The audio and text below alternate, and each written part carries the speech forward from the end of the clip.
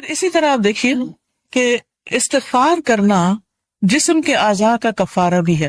ہر روز انسان کے 360 جوڑوں پر صدقہ واجب ہو جاتا ہے. یعنی ہر روز جب صبح ہم کرتے ہیں تو ہمارے اوپر صدقہ لازم ہوتا ہے. لیکن ہم میں سے ہر ایک کے پاس اتنے پیسے یا اتنا مال و دولت نہیں ہوتا کہ ہم صدقہ کر سکیں. تو اس کے لیے بہترین حل کیا ہے کہ انسان استغفار کرے، اللہ کی تسبیح کرے، اور 2 رکعت ضحیٰ کی نماز جو ہے، چاشت کی نماز یا اشراق کی نماز جو ہے، وہ جسم کے ہر جوڑ کا صدقہ ہے. اور یہ آزما کر دیکھ لیں، اگر آپ کو جوڑوں کی تکلیف ہے، اگر آپ کے جسم میں تکلیف ہے جوڑوں میں، تو آپ ان 2 رکعتوں کو روز پڑھنا شروع کریں. اس کا وقت سورج نکلنے سے تقریباً 15-20 منٹ بعد سے لے کر سورج ڈھلنے کے 15-20 منٹ پہلے تک ہوتا ہے.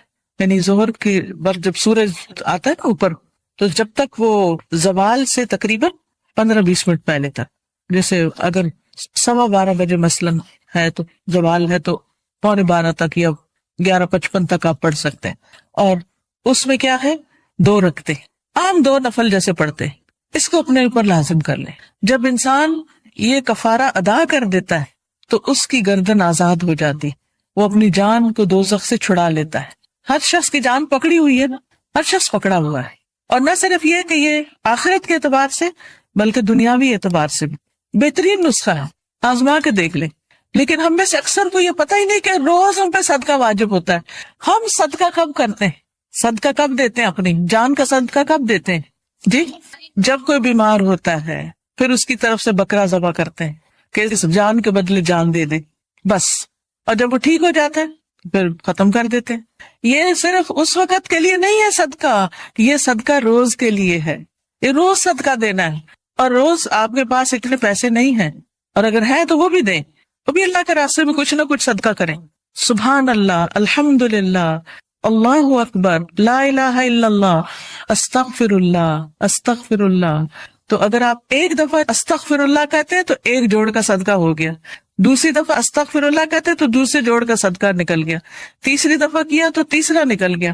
تو جتنی دفعہ استغفر اللہ کہیں گے اتنے اتنے جوڑوں کا صدقہ ہوتا جائے گا. کبھی ایسا بھی ہوتا ہے نا کہ انسان کو وقت نہیں ملتا، یا وہ سفر کر رہا ہوتا ہے، یا کبھی کوئی مجبوری ہو جاتی ہے کہ انسان نہیں پڑھ سکتا، تو پھر کیا کرے، ذکر کی کثرت کر دے، استغفار کی کثرت کر دے. پھر اسی طرح استغفار کو بیماریوں کا علاج بتایا گیا. جیسے میں نے ابھی کہا نا کہ اگر آپ چاہتے ہیں کہ آپ کے جوڑوں کی تکلیف دور ہو جائے تو جوڑوں کا صدقہ دیا کرے روز. اور جوڑوں کا صدقہ روز کیا ہے، 2 نفل اشراق یا چاشت یا ضحیٰ کے. اصل میں بہت سے لوگ کنفیوز ہوتے ہیں کہ اشراق اور ضحیٰ اور چاشت یہ کیا ہے. یہ ایک ہی نماز ہے. جیسے تراویح اور قیام اللیل یہ ایک ہی نماز ہے. اگر آپ جلدی پڑھیں گے تو اس کو اشراق کہتے ہیں. اشراق اس لیے کہتے ہیں کہ ابھی سورج مشرق سے طلوع ہوا ہے اور اس کے تھوڑی دیر بعد 15-20 منٹ بعد آپ نے نماز پڑھ لی. جب سورج اچھی طرح چمک جائے تو پھر اس کو ضحیٰ کہتے ہیں، چاشت کا وقت کہتے ہیں. ضحیٰ عربی میں کہتے ہیں اور اردو میں چاشت کہتے ہیں. اور تھوڑا اور بعد میں پڑھے تو اس کے لیے صلاۃ الاوابین بھی کہتے ہیں اس. اور نبی صلی اللہ علیہ وسلم سے 2 سے لے کے 8 رکعتیں ثابت ہیں. چاہے 2 پڑھیں، چاہے 4 پڑھیں، چاہے 6 پڑھیں، چاہے 8 پڑھیں، جو آپ کا دل کرے، لیکن کم از کم 2 ضرور پڑھیں. پھر اسی طرح استغفار بیماریوں کا علاج ہے. اگر کسی کو مثلا ہارٹ پرابلم ہے یا کوئی اور اسی طرح کی کوئی بیماریاں ہیں اس کو، تو اس کے لیے بھی استغفار ہے. قتادہ کہتے ہیں کہ یہ قرآن تمہیں تمہاری بیماری اور علاج بتاتا ہے. یعنی قرآن کے ذریعے تمہیں بیماریاں بھی پتہ چلتی ہیں. بیماریوں سے مراد یہاں روحانی بیماریاں اور خاص طور پر ذہنی پریشانیاں اور جذباتی اور دلی پریشانیاں، اور پھر اس کا علاج بھی بتاتا ہے. یعنی قرآن شفا ہے. قرآن مجید میں آتا ہے شفاء لما فی الصدور، کہ قرآن میں سینوں کے اندر جو ہے یعنی دل ہے ان کے لیے شفا ہے. پھر یہ کہا گیا کہ گناہ بیماری ہے. گناہ کیا ہے؟ بیماری ہے، اور استغفار ان کا علاج ہے. پھر اسی طرح جو شخص استغفار کرتا ہے اسے فرشتوں کی دعائیں ملتی ہیں. قرآن مجید میں سورۃ الغافر میں آتا ہے الذین یحملون العرش ومن حولہ یسبحون بحمد ربہم ویؤمنون بہ ویستغفرون للذین آمنوا ربنا وسعت کل شیء رحمۃ وعلما فاغفر للذین تابوا واتبعوا سبیلک وقہم عذاب الجحیم. جو فرشتے عرش اٹھائے ہوئے ہیں اور جو اس کے ارد گرد ہیں، سب اپنے رب کی حمد کے ساتھ اس کی تسبیح کر رہے ہیں اور اس پر ایمان رکھتے ہیں، اور ایمان لانے والوں کے لیے بخشش کی دعا کرتے ہیں. سبحان اللہ، یعنی کتنی بڑی سعادت ہے. ایمان لانا کتنی بڑی اللہ کی رحمت ہے ہم پر کہ ہم اس پر ایمان رکھتے ہیں اور آخرت پر ایمان رکھتے ہیں اور عقیدہ درست ہے. کیونکہ ایسے لوگوں کے لیے فرشتے بھی ان کے دوست ہوتے ہیں اور ان کی مدد بھی کرتے ہیں اور ان کے لیے دعائیں بھی کرتے ہیں. جیسے ایک اور جگہ پر آتا ہے ان الذین قالوا ربنا اللہ ثم استقاموا تتنزل علیہم الملائکۃ الا تخافوا ولا تحزنوا وابشروا بالجنۃ التي كنتم توعدون نحن اولیاؤکم فی الحیاۃ الدنیا وفی الآخرہ ولکم فیہا ما تشتہی انفسکم ولکم فیہا ما تدعون نزلا من غفور رحیم. کہ بے شک وہ لوگ جنہوں نے کہا کہ اللہ ہمارا رب ہے، اللہ ہی کو رب مانا، اللہ ہی کو خالق مالک رازق مانا، ثم استقاموا، پھر اسی پہ جم گئے، ادھر ادھر نہیں دیکھا، کسی اور فقیر کے پاس نہیں گئے، کسی اور مزار پہ نہیں گئے، بلکہ کیا کیا؟ صرف اللہ کو اپنا رب مان کر اسی سے دعائیں کی. ان الذین قالوا ربنا اللہ ثم استقاموا، تو کیا ہوتا ہے؟ تتنزل علیہم الملائکہ، ان پر فرشتے اترتے ہیں. اللہ تخافوا ولا تحزنوا، نہ تم خوف کرو نہ تم غم کرو. وابشروا بالجنۃ التی کنتم توعدون، اس جنت کی خوشخبری پاؤ جس کا تم وعدہ دیے جاتے ہو. نحن اولیاؤکم فی الحیاۃ الدنیا، ہم دنیا کی زندگی میں بھی تمہارے دوست ہیں، تمہارے مددگار ہیں، دنیا میں بھی، وفی الآخرہ، اور آخرت میں بھی. وَلَكُمْ فِيهَا مَا تَشْتَهِي أَنفُسُكُمْ، اور تمہیں وہاں وہ ملے گا جو تمہارے دل چاہیں گے، نفس خواہش کریں گے. وَلَكُمْ فِيهَا مَا تَدَّعُونَ، اور وہاں تمہیں وہ ملے گا جو تم طلب کرو، جو بھی مانگو گے مل جائے گا. نُزُلًا مِّن غَفُورٍ الرحیم، یہ مہمانی ہے اس رب کی طرف سے جو غفور الرحیم ہے. تو اس لیے جو شخص ایمان لا کے اللہ کو اپنا رب مان لیتا ہے، اسی کی طرف رجوع کرتا ہے، اسی سے مدد مانگتا ہے، تو اللہ سبحانہ وتعالیٰ اس کو مدد دیتے ہیں اور فرشتوں کے ذریعے بھی اس کی مدد کرتے ہیں. اور ایسے فرشتے جو اللہ کا عرش عظیم اٹھائے ہوئے ہیں وہ ان کے لیے دعائیں کرتے ہیں. اب دیکھیے کہ ہم سب کہتے ہیں، ایک دوسرے سے کہہ رہے تھے میں بہت پریشان ہوں، پلیز میرے لیے دعا کرو، اس کو کہتے ہیں دعا کرو، اس کو کہتے ہیں دعا کرو. لیکن جو لوگ ایمان لا کر اللہ کی طرف رجوع کرتے ہیں، استغفار کرتے ہیں، تو فرشتے بھی ان کے لیے دعائیں شروع کر دیتے. تو جن کے لیے فرشتے دعائیں کریں ان کو پھر کسی دعا کی کمی؟ پھر آپ دیکھیں ایک اور کام، بلکہ آپ ہی سے پوچھوں گی کون سا ہے وہ کام جس کی وجہ سے فرشتے کیا، زمین کی ساری مخلوق دعائیں کرتی ہے، مچھلیاں بھی سمندر میں اور چیونٹیاں بھی زمین میں. کس کس کو پتا ہے؟ سب کو نہیں پتا، سب کو پتا ہونا چاہیے. ٹھیک ہے، وہ کس کے لیے؟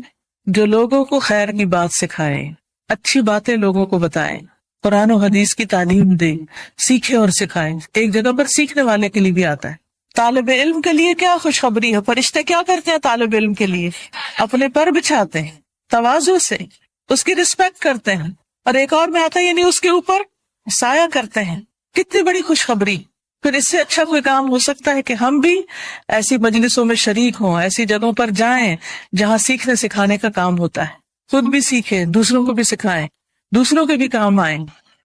جب آپ یہ کام شروع کریں گے تو فرشتے آپ کے لیے دعائیں شروع کر دیں گے، مچھلیاں آپ کے لیے دعائیں شروع کر دیں گی، چیونٹیاں آپ کے لیے دعائیں کریں گی.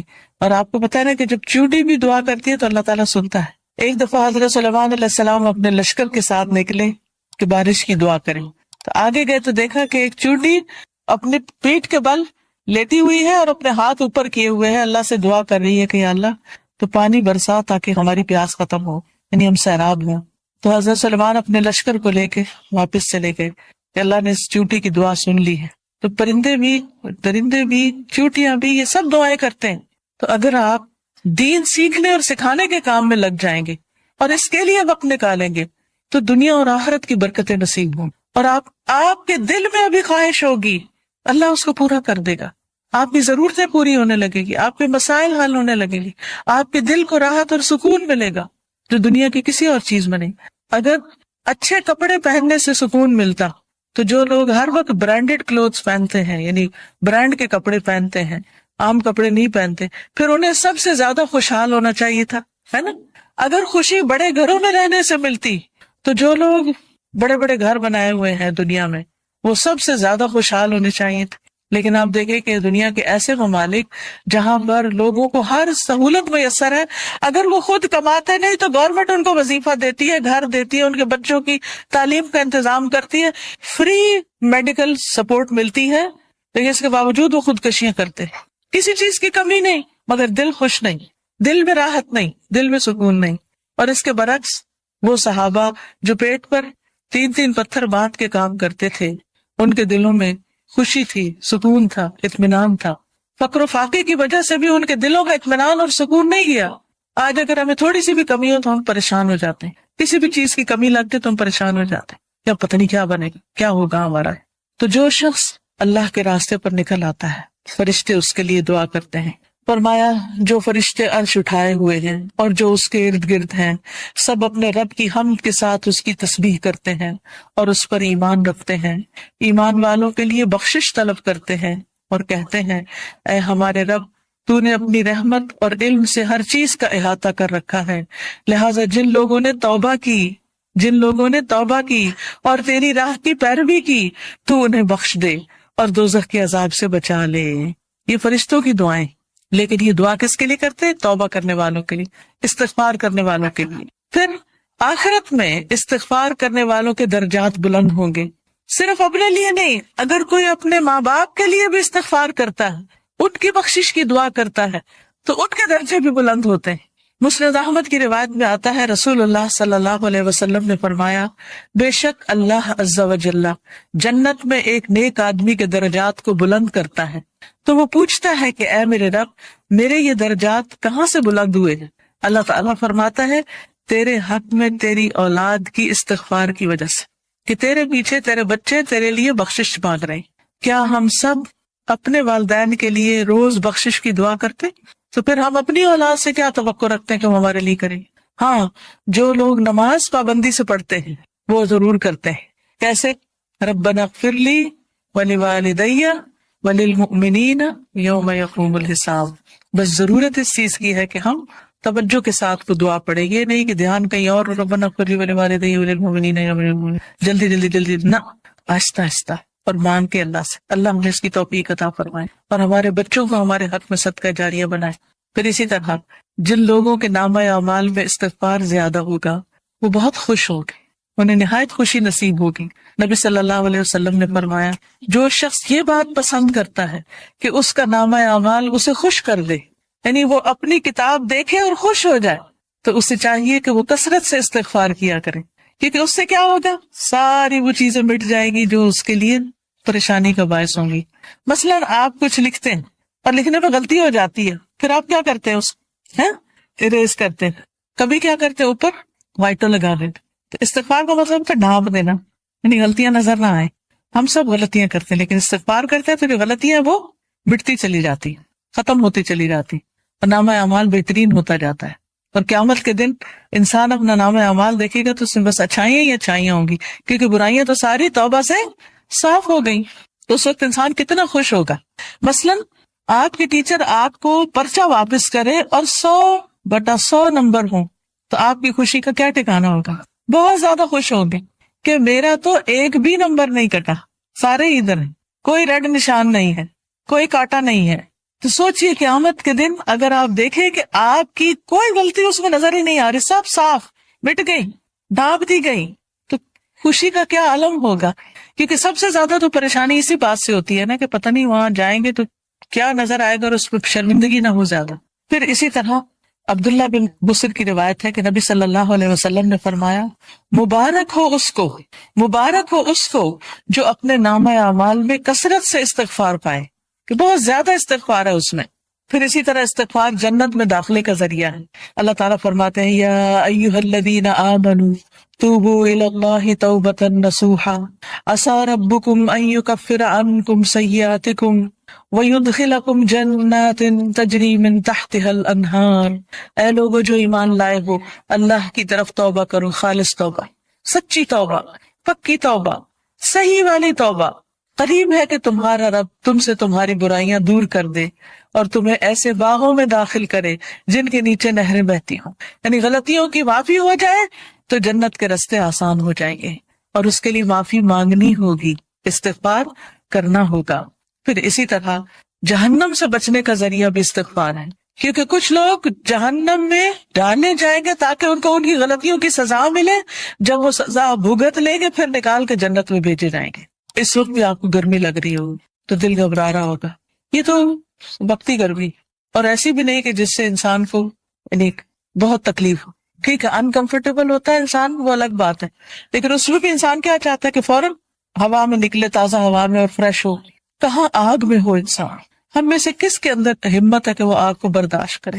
کیا کسی کمرے میں، کسی گھر میں، کسی جگہ آگ لگی ہوئی ہو، آپ اس کے اندر جانا پسند کریں گے؟ دور سے بھاگیں گے، دھواں دیکھ کے بھی اس طرف نہیں جائیں گے کہ کہیں وہ آگ پھیل کے مجھ تک نہ آ جائے۔ تو قیامت کے دن ہم میں سے کوئی بھی نہیں جانا چاہے گا، اور اس کا طریقہ کیا ہے؟ پھر ہم دنیا میں ہی کثرت سے استغفار کر لیں، دنیا میں ہی معافی مانگ لیں تاکہ جہنم میں جانے سے بچ جائیں۔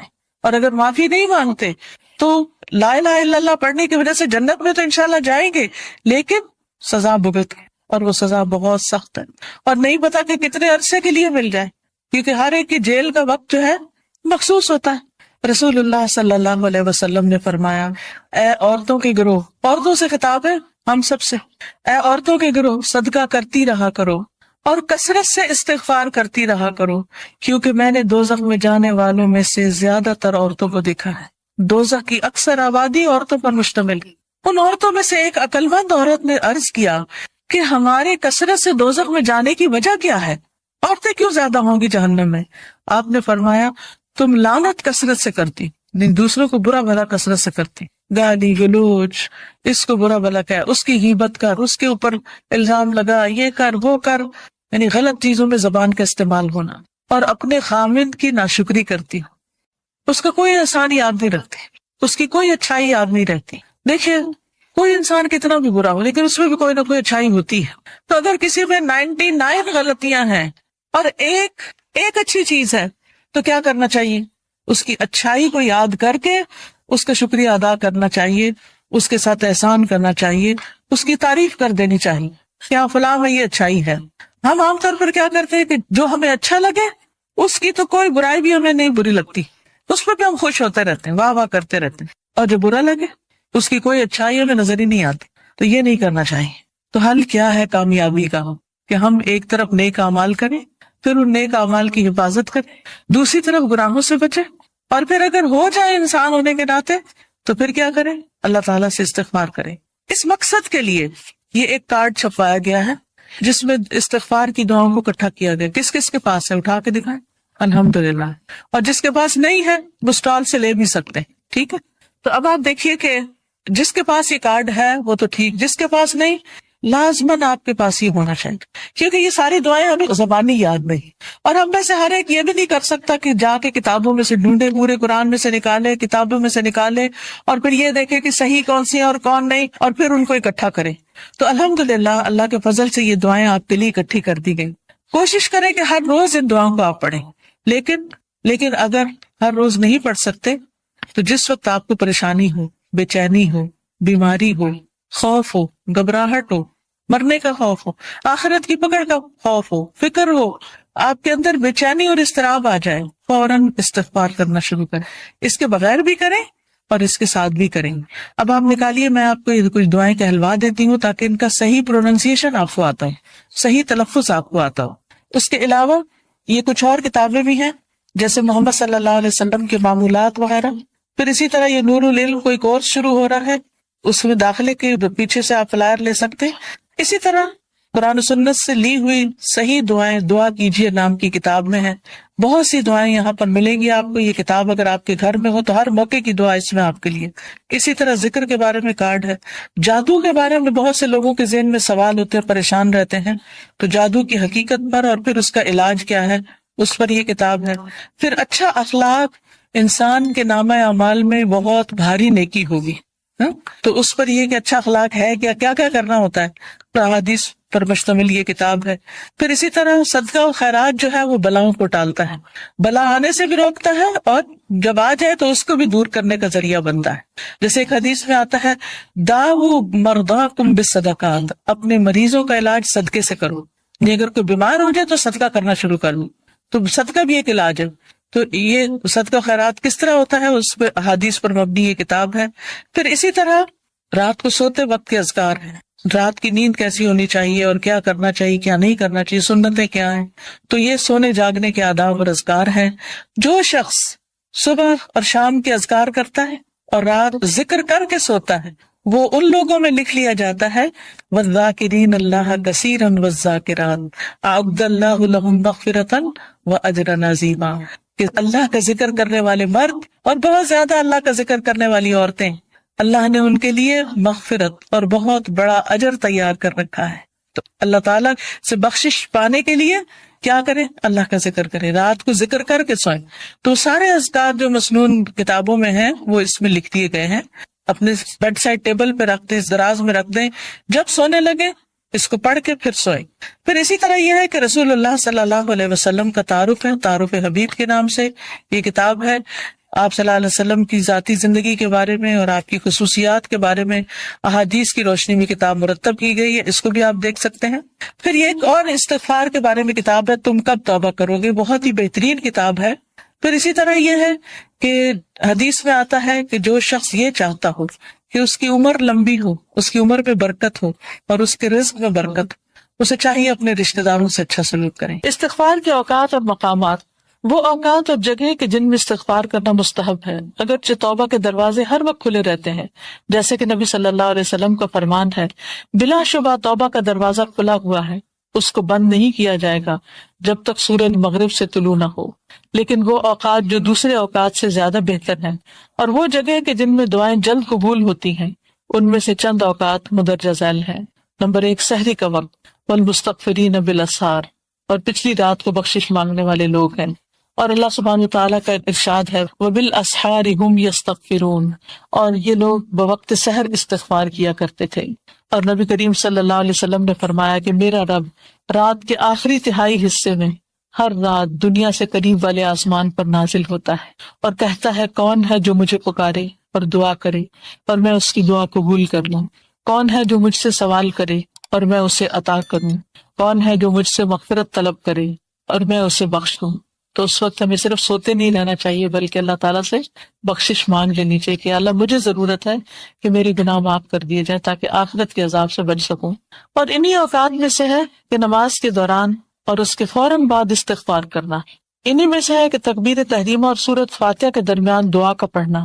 انہی میں یہ دعا پڑھنی. نماز کے دوران بھی جو استغفار کی جاتی ہے وہ بھی قبول ہوتی ہے، اور وہ کیا ہے؟ اللہم باعد بینی و بین خطایایا کما بعدت بین المشرق والمغرب، اللہم نقنی من خطایایا کما ینقی الثوب الابیض من الدنس، اللہم اغسلنی من خطایایا بالماء والثلج والبرد. اے اللہ میرے اور میرے گناہوں کے درمیان مشرق و مغرب کی سی دوری فرما دے. یا اللہ مجھے میرے گناہوں سے سفید کپڑے کی طرح پاک صاف کر دے. یا اللہ میرے گناہ پانی، برف اور اولوں سے دھو دے. اور استفتاح کی دعاؤں میں سے ایک یہ بھی ہے جسے بڑا استغفار کہا جاتا ہے، جو صحیح مسلم میں حضرت علی سے مروی ہے کہ جب نبی کریم صلی اللہ علیہ وسلم نماز کے لیے کھڑے ہوتے تو یہ کہتے تھے وجہت وجہی للذی فطر السماوات والارض حنیفا وما انا من المشرکین. یعنی یہ نماز ہے اور جو سبحانک اللہ پڑھتے ہیں نا، اللہ اکبر، یہاں پر پڑھنے والی دعا ہے، یہ استفتاح کی دعا ہے. ان صلاتی و نسکی و محیای و مماتی للہ رب العالمین لا شریک لہ وبذلک امرت وانا اول المسلمین اللہم انت الملک لا الہ الا انت انت ربی وانا عبدک ظلمت نفسی واعترفت بذنبی فاغفر لی ذنوبی جمیعا انہ لا یغفر الذنوب الا انت واہدنی لاحسن الاخلاق لا يهدي لأحسنها إلا أنت واصرف عني سيئها لا يصرف عني سيئها إلا أنت لبيك وسعديك والخير كله بيديك والشر ليس إليك أنا بك وإليك تباركت وتعاليت أستغفرك وأتوب إليك. میں اپنا رخ اور چہرہ اس ذات کی طرف کرتا ہوں کہ جس نے آسمانوں اور زمین کو پیدا کیا یکسو ہو کر، اور میں شرک کرنے والوں میں سے نہیں ہوں. بے شک میری نماز، میری قربانی، میرا مرنا اور میرا جینا سب اللہ رب العالمین کے لیے ہے، اس کا کوئی شریک نہیں. میں اسی کا حکم دیا گیا ہوں اور میں پہلے کے مسلمانوں جیسا ہوں. اے اللہ تو بادشاہ ہے، نہیں ہے کوئی میرا رب مگر تو ہی، اور میں تیرا بندہ ہوں. میں نے اپنے نفس پر ظلم کیا ہے اور میں اپنے گناہ کا اعتراف کرتا ہوں، بس تو میرے گناہوں کو معاف فرما دے، تیرے سوا کوئی دوسرا گناہوں کو بخشنے والا نہیں ہے، اور مجھے اچھے اخلاق کی رہنمائی کر، تیرے سوا کوئی دوسرا اچھے اخلاق کی رہنمائی نہیں کر سکتا، اور برے اخلاق کو مجھ سے پھیر دے اور دور کر دے، تیرے علاوہ کوئی دوسرا اس کو دور نہیں کر سکتا۔ اے اللہ، میں تیری خدمت کے لیے بار بار حاضر ہوں، ساری بھلائی تیرے ہاتھوں میں ہے اور برائی تیری طرف سے نہیں ہے، میں تیری طرف رجوع کرتا ہوں، تیری ذات بابرکت اور بلند ہے، میں تجھ سے بخشش مانگتا اور توبہ کرتا ہوں۔ پھر تشہد اور سلام پھیرنے کے درمیان آخر میں دعا پڑھے، یعنی التحیات میں سلام پھیرنے سے پہلے کی جو دعائیں ہیں، عام طور پہ ہم ایک ہی دعا پڑھتے ہیں، کون سی؟ رب اجعلنی مقیم الصلاۃ، اس میں بھی ہے ربنا اغفر لی ولوالدی وللمؤمنین، اس میں بخشش کی دعا ہے، لیکن یہ دعا بھی پڑھ سکتے ہیں، اللہم اغفر لی ما قدمت وما اخرت وما اسررت وما اعلنت وما اسرفت وما انت عالم به منی انت المقدم وانت المؤخر لا الہ الا انت۔ اس دعا کی یاد کرنے میں کتنی دیر لگے گی؟ آدھا گھنٹہ؟ یہ کتاب اسی لیے آپ کو دی گئی ہے، یہ بھی ہو سکتا تھا میں زبانی یہ چند چیزیں نوٹ کر کے آپ کو لیکچر دے دیتی، آپ سن کر گھر چلے جاتے، لیکن کتاب پڑھنے کا مقصد یہ ہے کہ یہ چیزیں بعد میں بھی آپ کے پاس رہ جائیں۔ آپ یہ کر سکتے ہیں کہ یہ نشان لگا لیں اور اس کو ایک ٹارگٹ رکھ لیں، دن میں 15 منٹ تو اس کے لیے نکال ہی سکتی، اور ان دعاؤں کو ایک ایک کر کے یاد کر لیں اور نمازوں کو خوبصورت بنائیں، یعنی آپ کی نمازوں میں ایک نئی روح پیدا ہو جائے گی اگر نئی دعائیں اس میں ایڈ ہو گئی۔ وہ بچپن سے بس جو رٹا ہوا ہم نے ایک وظیفہ شروع کیا ہوا ہے، بس وہ اللہ اکبر کرتے ہیں، وظیفہ پڑھ کے بند کر دیتے ہیں، سوچتے بھی نہیں کہ پڑھا کیا، پوری نماز پڑھ جاتے ہیں اور ہمیں اس کو غور نہیں کرتے۔ لیکن جب ہم نئی دعائیں یاد کرتے ہیں اور اس میں ایڈ کرتے ہیں تو پھر وہ ذرا رک کے سوچ سمجھ کے پڑھتے ہیں اور ترجمے کو ذہن میں رکھ کے اللہ سے مانگے تو انشاءاللہ اس سے فائدہ ہوگا، کیونکہ نماز کے دوران مانگی دعا قبول ہوتی ہے۔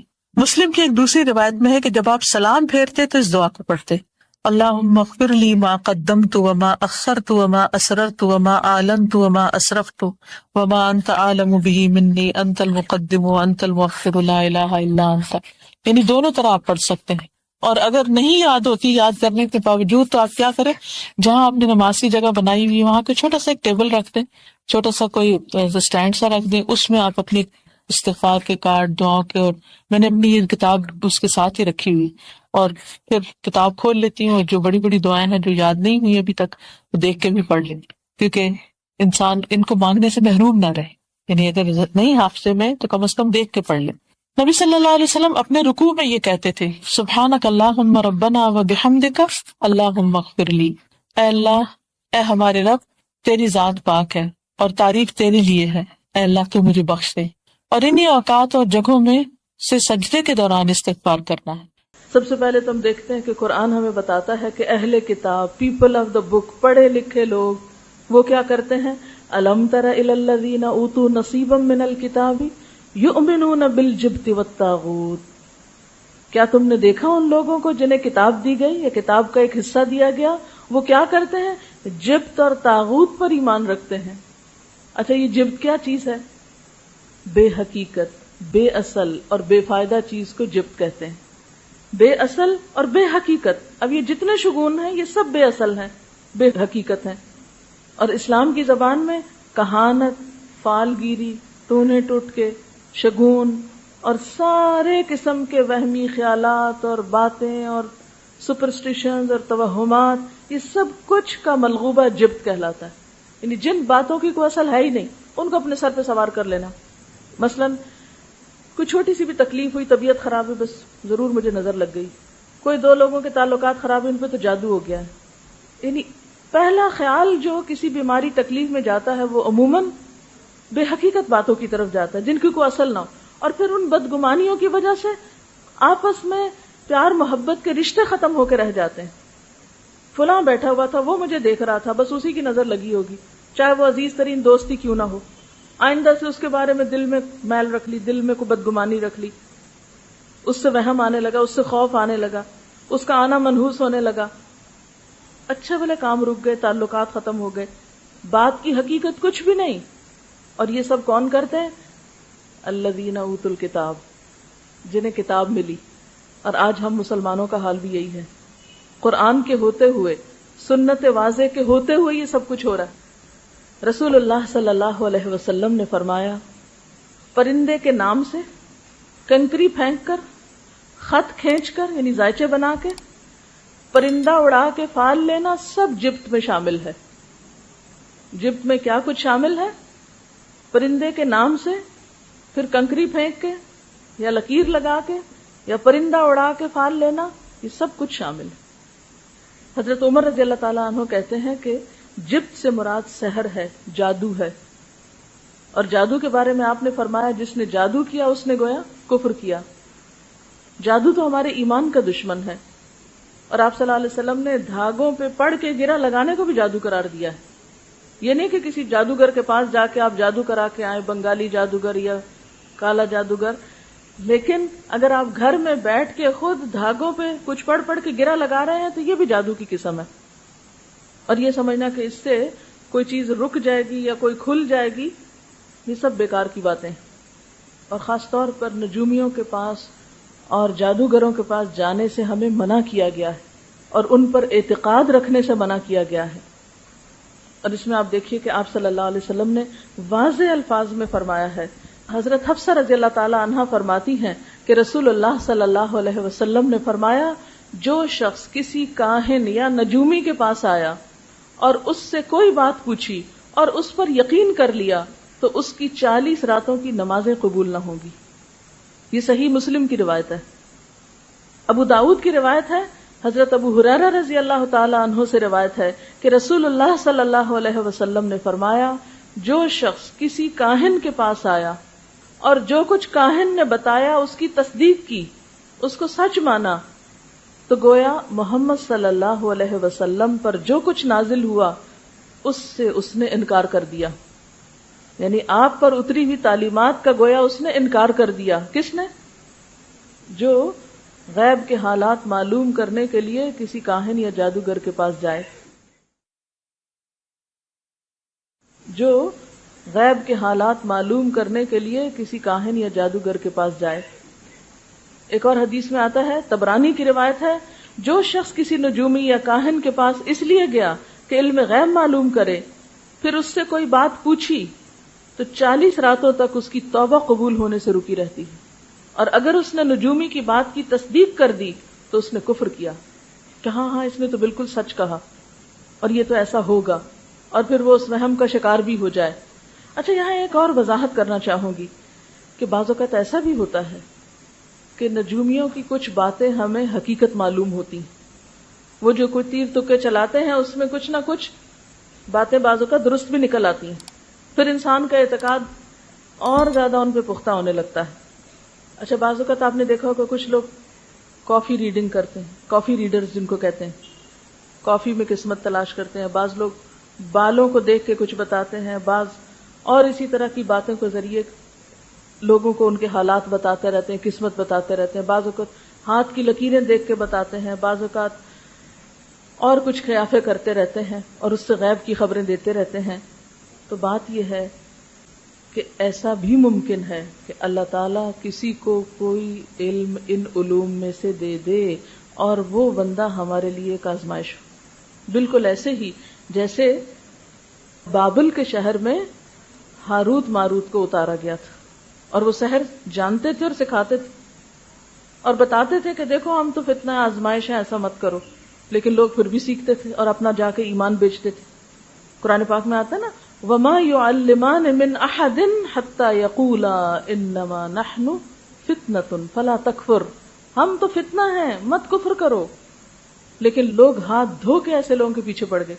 آج بھی آپ دیکھیں کہ بعض اوقات کچھ لوگ اس قسم کی باتیں کرتے ہیں کہ ان میں سے بعض سچ معلوم ہونے لگتی ہیں، تو بات یہ نہیں کہ وہ سچ ہے کہ جھوٹ ہے، پہلی بات ہے کہ ہمارا اعتقاد ہی نہیں ہونا چاہیے کہ وہ سچ ہے، لیکن اگر اتفاق سے کوئی بات ان کے منہ سے نکلی ہوئی سچ ہو گئی یا پچھلی زندگی کی کوئی بات انہوں نے ایسی بول دی، تو یہ سب ہمارے لیے آزمائش ہے، ہمیں اس سے بچنا چاہیے۔ کیونکہ بہت سے لوگوں کو اگر منع کیا جائے تو حجت بازی کرنے لگتے ہیں، نہیں ہم نے خود تجربہ کیا ہوا ہے، سچ نکلتی ہیں باتیں، وہ فلاں نجومی نے مجھے یہ بتایا تھا۔ اس قسم کی تصدیق کرنا منع ہے، ایسی باتوں کے بارے میں بس خاموشی اختیار کرنی چاہیے، تصدیق بھی نہیں کرنی چاہیے، خواہ وہ سچی کیوں نہ نکل آئے۔ کیوں؟ اس لیے کہ ہمارے منہ سے نکلی ہوئی تصدیق دوسرے لوگوں کا ایمان خراب کر دیتی ہے، وہ بھی اٹھ کے چل پڑتے ہیں، اچھا ہم بھی پوچھ کے آئے، وہ فلانا کہہ رہا تھا، اس کی بات سچ نکلتی ہے۔ خاص سچ نکلی ہو پھر بھی مت بولیں. اور آج آپ دیکھیں کہ ایسی چیزوں کے عام ہونے کی اصل وجہ کیا ہے؟ لوگوں کی لا علمی اور لا علمی میں کہی ہوئی باتیں اور اس طرح کی تصدیقیں. تو اگر بابل کے شہر میں ہاروت اور ماروت آزمائش تھے تو آج بھی اس قسم کے کچھ لوگ ہمارے لیے آزمائش ہو سکتے ہیں. وہ سچے ہوں کہ جھوٹے ہوں، ہمیں منع کیا گیا کہ تم نے ان کے پاس نہیں پھٹکنا، نہ آؤٹ آف کیوریوسٹی اور نہ آؤٹ آف فن، کیونکہ بعض لوگ صرف انجوائمنٹ کے لیے ایک فن کے طور پر صرف کھیل تماشے کے طور پہ چل پڑتے ہیں. نہ کھیل تماشے کے طور پہ جانا ہے اور نہ سنجیدگی سے جانا ہے، کیونکہ بعض اوقات مذاق میں کہی ہوئی باتیں بھی انسان کے اوپر اس طرح اثر کر جاتی ہیں کہ زندگی کا رخ پلٹ جاتا ہے. تو ایسی تمام چیزوں سے ہمیں بچنے کا حکم ہے. کچھ اور حدیثیں ہیں اس بارے میں، بدشگونی وغیرہ کے بارے میں اور ان چیزوں کے بارے میں کچھ اور ہمارے دین میں ہمیں رہنمائی ملتی ہے. حضرت ابو ہریرہ رسول اللہ صلی اللہ علیہ وسلم سے روایت کرتے ہیں کہ آپ نے فرمایا مرض کا لگ جانا، الو اور سفر اور نحوست، یہ سب باتیں بے حقیقت ہیں. بعض لوگ کہتے ہیں نا مجھے فلاں سے زکام لگا ہے، میرے بچے کو فلاں سے چکن پاکس ہوئے ہیں، ایسی باتیں کرتے ہیں نا لوگ. یہ نہیں کرنی چاہیے. اس کا یہ مطلب نہیں ہے کہ جراثیم نہیں ہوتے یا بیماریاں اچھوت کی نہیں ہوتی یا اچھوت نہیں ہوتی، ہوتی ہیں. بعض بیماریاں کنٹیجس ہوتی ہیں، لیکن کوئی بھی جراثیم اور کوئی بھی شخص کسی کو نفع یا نقصان نہیں دے سکتا جب تک اللہ کا اذن نہ ہو. چلو مان لیا آپ کو لگا، اس سے زکام، اس کو لگا، اس سے اس کو، تو پہلے کو کہاں سے لگا تھا؟ پہلے کو کس سے لگا تھا؟ پہلے کو جہاں سے لگا تھا نا اللہ کے اذن سے. تو باقیوں کو اگر کسی بھی چیز سے لگا تو اللہ کے اذن سے. نہ شفا کسی کے ہاتھ میں. یہ کہنا بھی شرک ہے کہ مجھے فلاں کے ہاتھ سے شفا ہوئی ہے. ہم لا علمی میں ایسی باتیں بھی کر جاتے ہیں نا. نہیں، شفا بھی اللہ کے اذن سے ہوتی. اللہ کے فضل سے یہ دوا فائدہ مند ہوئی، اللہ کے اذن سے یہ بیماری لگی. اچھا، اس لیے ہمیں یہ نہیں کرنا چاہیے چونکہ اس طرح بول نہیں سکتے ہم تو پھر ہم بیماروں کے بیچ میں جا کے بیٹھے. نہیں، آپ نے فرمایا اور جزامی شخص سے اس طرح بچو جس طرح شیر سے بچتے ہو. یعنی جہاں مرض ہو، بیماری ہو، اور جو بیماریاں ایک سے دوسرے کو لگتی ہو وہاں احتیاط ضروری ہے. لیکن اگر لگ جائے تو اس بیچارے کو بلیم نہ کرو، یہ تو اللہ کے اذن سے لگی. کیونکہ بعض اوقات ایسا ہوتا ہے نا کہ بیماری لگتی بھی اور بعض اوقات نہیں بھی لگتی، یا کچھ لوگوں کو لگتی ہے تو کچھ کو نہیں لگتی. اگر فلاں ہی کا قصور ہے تو پھر تو سب کو لگنی چاہیے تھی، سب کو تو نہیں لگی، تو آپ ہی کو اس نے کیوں لگا دی؟ اچھا، اس سے ہمیں منع کیوں کیا گیا؟ اس لیے کہ اس سے جو بیمار ہوتا ہے وہ پہلے ہی اس کا دل چھوٹا ہوتا ہے، وہ پہلے ہی دکھی ہوتا ہے. اگر اس کو یہ کہا جانے لگے کہ تمہاری وجہ سے میرے اوپر مصیبت آئی تو اس سے اس کو تکلیف پہنچے گی، کیونکہ کوئی مصیبت آ نہیں سکتی جب تک کہ اللہ کا اذن نہ ہو. ما اصابک من مصیبت فبما کسبت ایدیکم.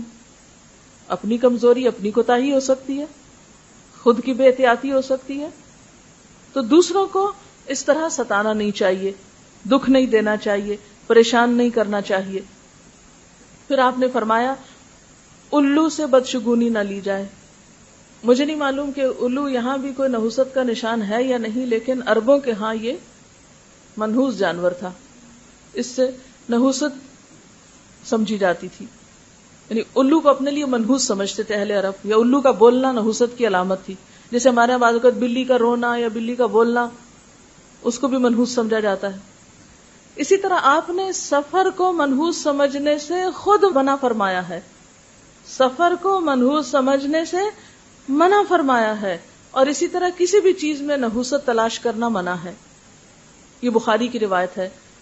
حضرت جابر بیان کرتے ہیں کہ میں نے خود رسول اللہ صلی اللہ علیہ وسلم سے سنا کہ مرض کا لگ جانا، سفر اور بھوت پریت سب خیالات ہیں، ان کی کوئی حقیقت نہیں.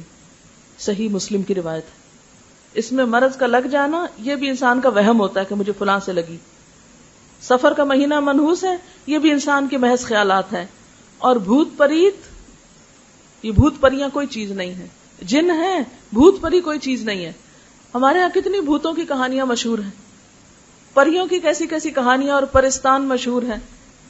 اس کی کوئی حقیقت نہیں، بالکل وہمی اور خیالی اور انسان کے دماغ کی اختراع. اس کا امیجنیشن ہے، اس کی کوئی اصل نہیں.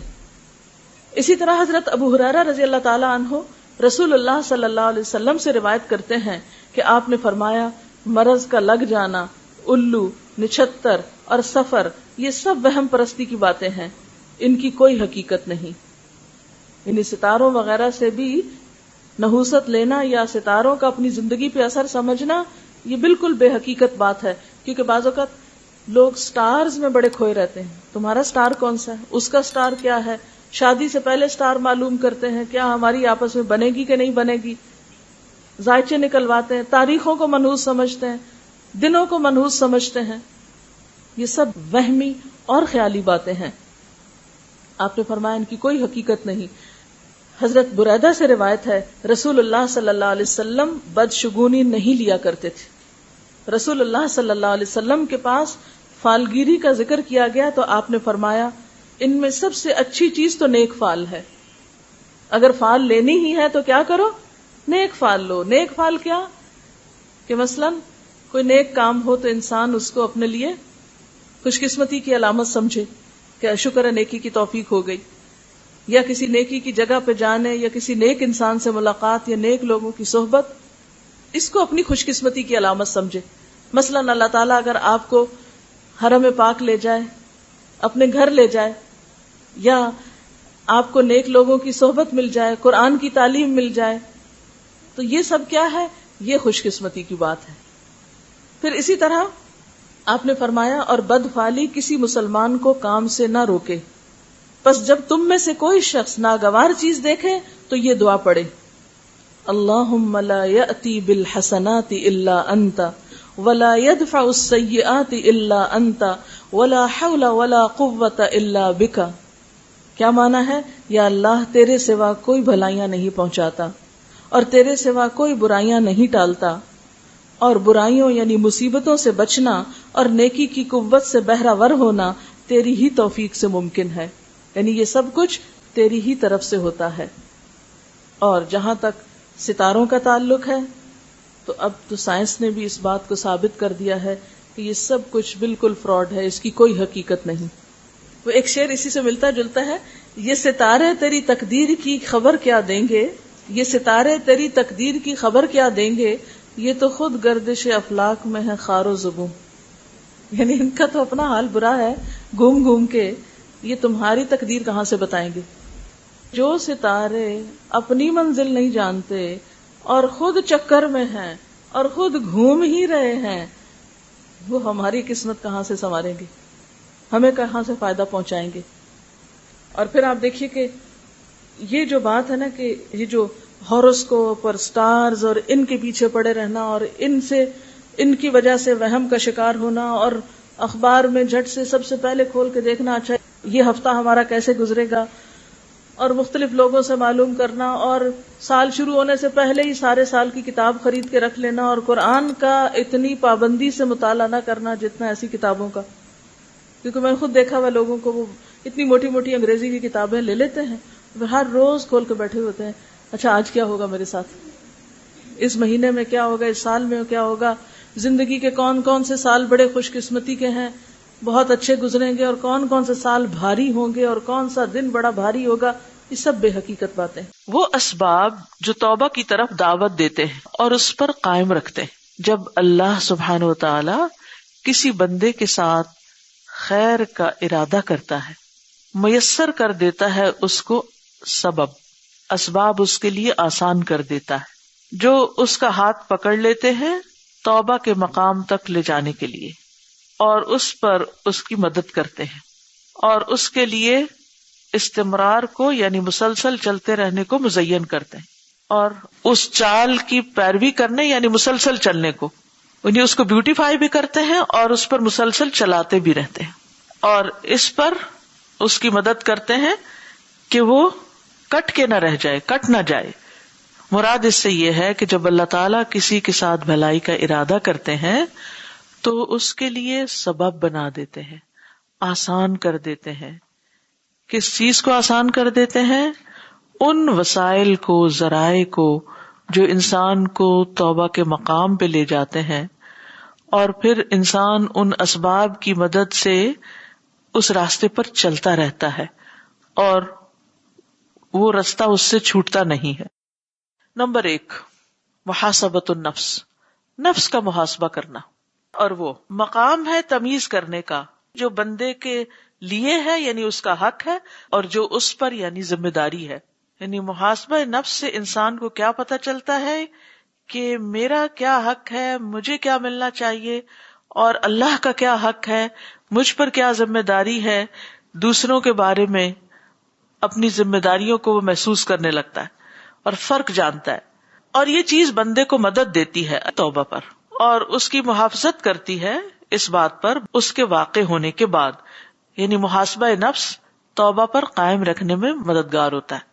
یعنی آپ اپنا چیک اینڈ بیلنس کرتے رہتے ہیں نا، جب اپنے آپ کو خود دیکھتے رہتے ہیں کہ میں کیا کر رہا ہوں، اپنی غلطیاں بھی نظر آتی ہیں اور اپنے پازیٹیو چیزیں بھی نظر آتی ہیں، تو پھر یہ چیز انسان کو اس چیز پر قائم رکھتی ہے کہ وہ اس نے جو راستہ اختیار کیا ہے اسی کو اپنائے رکھے. ابن قیم کہتے ہیں، اور محاسبہ کے مقام میں سے یہ ہے کہ اس کے لیے توبہ کے مرتبے پر نازل ہونا درست ہو، کیونکہ جب وہ اپنے نفس کا محاسبہ کرتا ہے عرف ما علیہ من الحق، تو وہ جان لیتا ہے کہ اس پر حق میں سے کیا آتا ہے، اس کے اوپر کیا حق ہے، تو وہ اس سے نکل جائے گا، اور وہ حق اس سے نکل کر اس کے دوست یا اس کے مالک کی طرف چلا جائے گا. اور یہی توبہ کی حقیقت ہے. یعنی جب انسان اپنا محاسبہ کرتا ہے، اپنا جائزہ لیتا ہے، تو پھر وہ یہ دیکھتا ہے کہ مجھے کیا کیا کرنا چاہیے، مجھ پہ کیا ذمہ داریاں عائد ہوتی ہیں، میرے پاس کون سی ایسی چیزیں ہیں جو کسی اور کا حق ہے تو مجھے وہ دینا چاہیے. تو اس طرح لوگوں کو بھی ان کے حقوق ملنے لگتے ہیں. کیونکہ آپ دیکھیے توبہ کس پر ہے. مثلاً کوئی شخص اپنے وقت کی صحیح پابندی نہیں کر رہا اپنے جاب کے مقام پر، تو یہ ایک بہت غلط کام ہے، وہ گناہ کا کام ہے.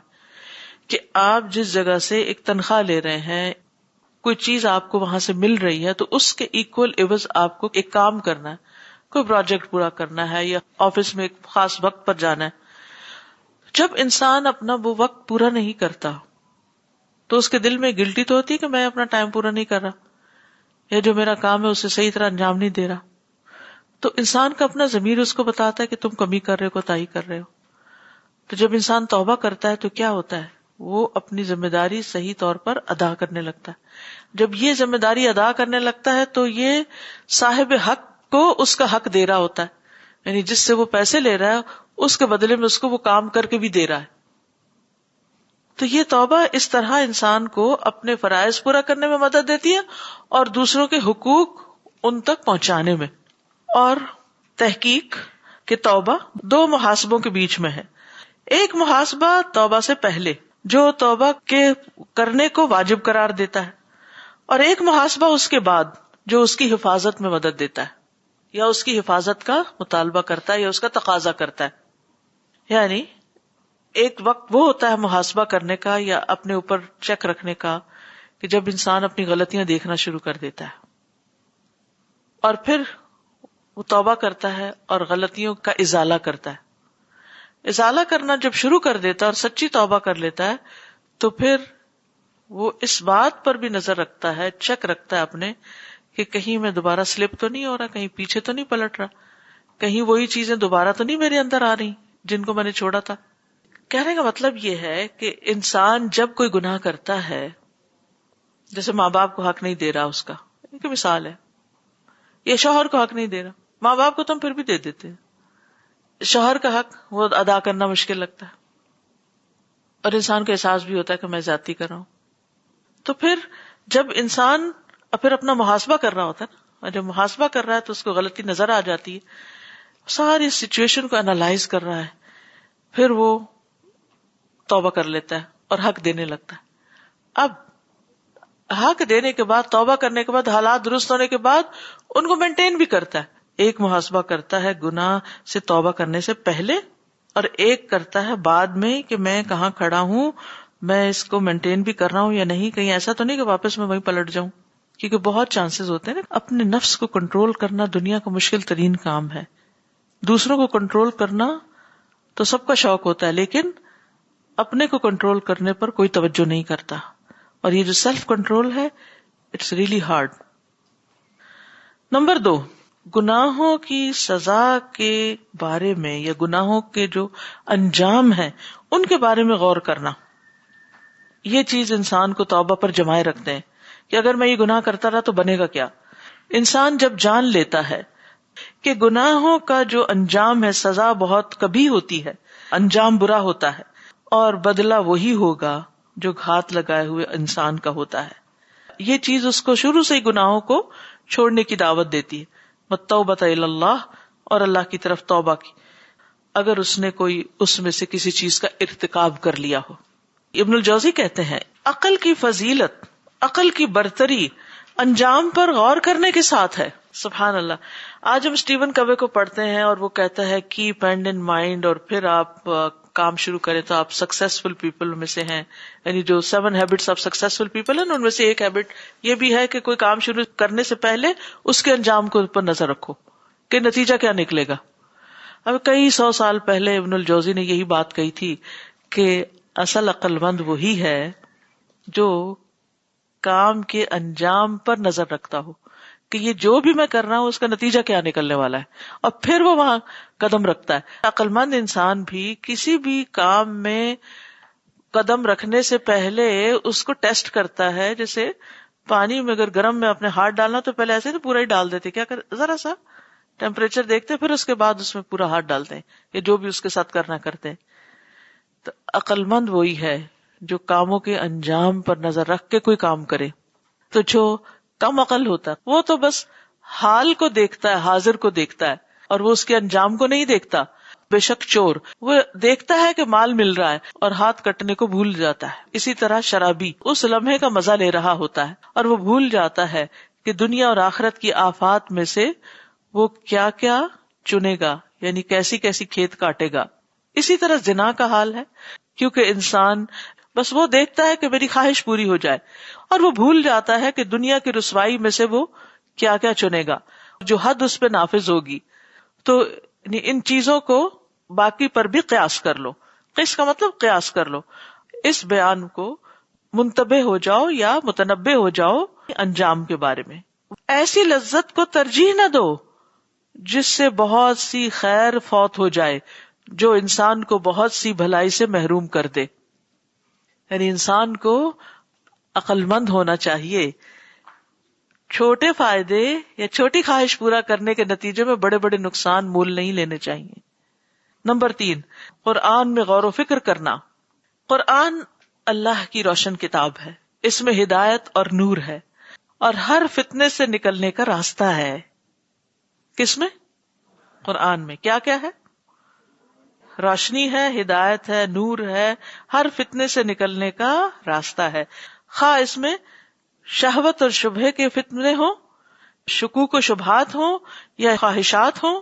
جو قرآن پر غور و فکر کرتا ہے جیسے حق ہے اس میں تدبر کرنے کا، تو اسے علم نافع عطا ہوتا ہے، سچی توبہ اور نافذ ہونے والی بصیرت، اور دنیا سے بے رغبتی اور آخرت کی طرف توجہ، اور گناہ سے، معصیت سے بغض، نفرت، اور اطاعت کی محبت، اور اللہ عز و جل کے لیے، رب کے لیے جلال، عزت. اللہ تعالیٰ کا فرمان ہے وَنُنَزِّلُ مِنَ الْقُرْآنِ مَا هُوَ شِفَاءٌ وَرَحْمَةٌ لِّلْمُؤْمِنِينَ وَلَا يَزِيدُ الظَّالِمِينَ إِلَّا خَسَارًا. اور ہم قرآن میں سے اتارتے ہیں جو شفا ہے اور مومنوں کے لیے رحمت، اور ظالموں کو خسارے کے سوا کسی چیز میں زیادہ نہیں کرتا. یعنی یہ قرآن.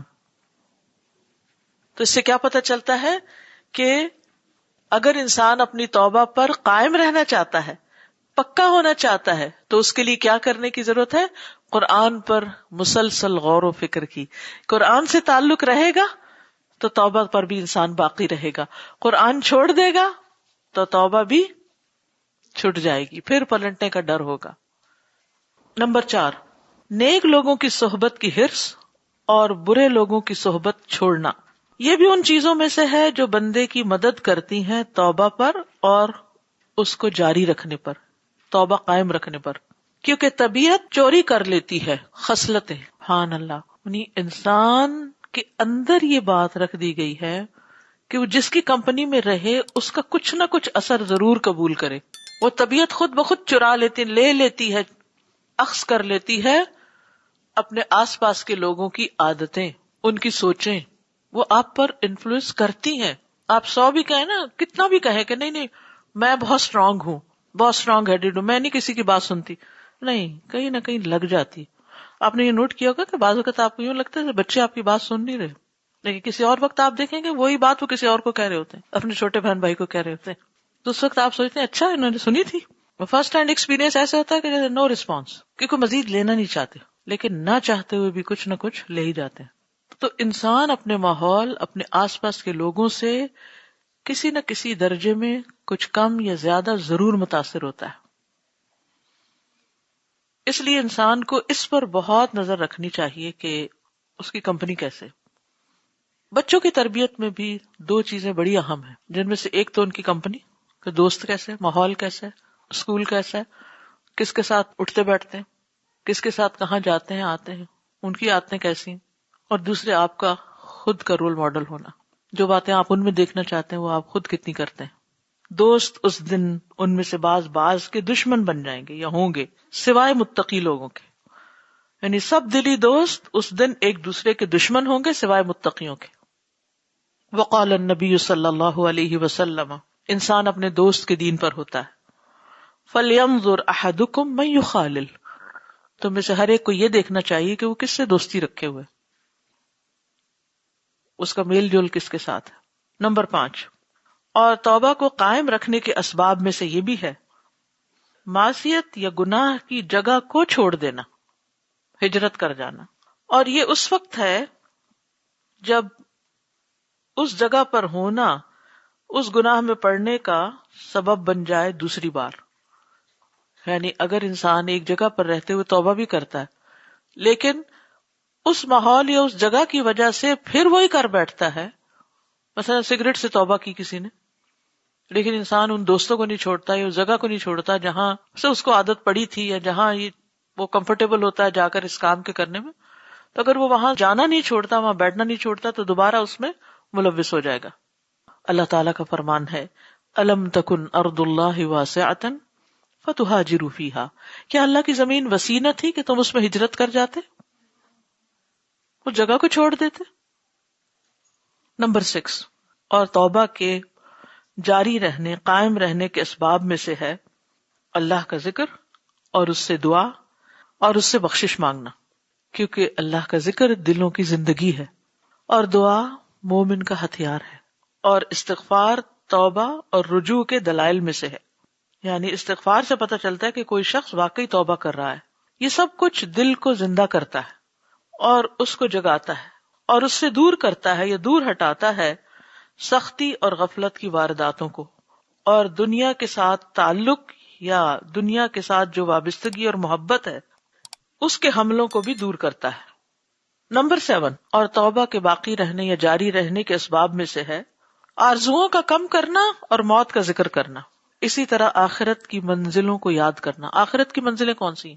موت کا وقت، کفن دفن، قبر، حساب، قبر سے اٹھنا، حشر کا میدان، پلسرات، میزان، اللہ سبحانہ وتعالیٰ کے سامنے جا کے کھڑے ہونا، یہ سب چیزیں. اور پھر حضرت ابوبکر تو وہاں تک پہنچتے تھے کہ جنت کے اندر ایک قدم ہے یا دونوں اندر آ گئے. یہ چیز انسان کے اندر خوف پیدا کرتی. قبروں کی زیارت کر کے، جنازوں کے پیچھے جا کے، یہ سارے ایسے معاملات ہیں جو دل کو جگانے اور غفلت کو دور کرنے میں کام کرتے ہیں. اور توبہ کے ایک باقی رہنے، جاری رہنے کے اسباب میں سے ہے حلال کا اہتمام کرنا، حلال کے لیے کوشش کرنا، کھانے میں، پینے میں، لباس میں، سواری میں اور ہر چیز میں، کہ ہر چیز حلال آمدنی سے ہو. نمبر 9، اور اسی طرح اسباب میں سے ہے ظاہری حرام چیزوں کو ضائع کر کے ان سے جان چھڑانا، تخلص، خلاصی کرنا. ظاہری حرام چیزیں کیسے؟ نشہ آور چیزیں، شراب کی بوتلیں اگر پڑی ہوئی، اور موسیقی کے آلات، کیونکہ وہ ہوں تو آپ نے دیکھا ہوگا جن گھروں میں وہ رکھے ہوتے ہیں نا پیانو، بچے آتے جاتے کیا کرتے ہیں؟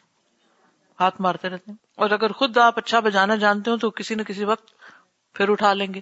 اور تصویریں، جیسے فحش تصویریں ہوتی ہیں خاص طور پر، حرام فلمیں، والقصص الماجنہ، گھٹیا قصے، یعنی لغو قسم کے ناولز وغیرہ اور ڈرامے. تو جو چیزیں سامنے ایسی ہیں جو اٹریکٹ کرتی ہیں انسان کو، ان کو ذرا ہٹا دے وہاں سے تاکہ انسان کی توجہ اس میں نہ رہے. یعنی یہ چند چیزوں کے نام انہوں نے اس لیے بھی لیے ہیں تاکہ ہر وہ چیز، فون وغیرہ کا نہیں کیا کہ ہر وقت جو سامنے ہوتا ہے تو پھر انسان کہتا ہے چل میں دیکھوں واٹس ایپ پہ کوئی میسج تو نہیں آیا، اور آپ کھول بیٹھے تو پھر گئے نماز لیٹ اور کھانا لیٹ، کئی چیزیں لیٹ ہوں گی. تو بہتر ہے اس کو ایروپلین موڈ پہ رکھیں یا آپ اس کو دور رکھیں. تو کوئی بھی چیز تو توبہ بھی اسی طرح کچھ چیزوں کا تقاضا کرتی ہے کہ ان چیزوں کو آپ ریموو کر دیں، اپنی لائف سے نکال دیں. جب تک وہ نہیں نکلیں گے آپ واپس پلٹتے آئیں گے. سبحانک اللہم و بحمدک، اشہد ان لا الہ الا انت، استغفرک و اتوب الیک. السلام علیکم و رحمۃ اللہ وبرکاتہ.